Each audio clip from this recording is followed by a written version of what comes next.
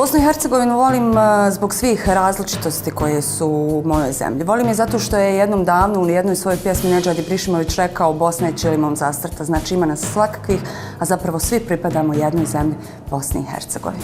Pozitivni smo po tome što smo bogati duhom, pozitivni smo po tome što smo se izdigli iz pepela, što smo bili jaki kada je najteže. Sasvim sigurno je da ćemo se izvući i sada. Ponosna sam na sve naše zlatne momke, ponosna sam na sve ljude koji čine Bosnu i Hercegovinu. Tu su ljudi koje volim, tu su ljudi koji su uspješni i koji pokazuju koliko im je stalo do ove zemlje, jer zapravo uspješni ljudi su najbolji ambasadori jedne zemlje, a oni su pokazali koliko mi možemo biti jaki. I sa punim srcem mogu reći da mi je drago što sam državljanka Bosne i Hercegovine.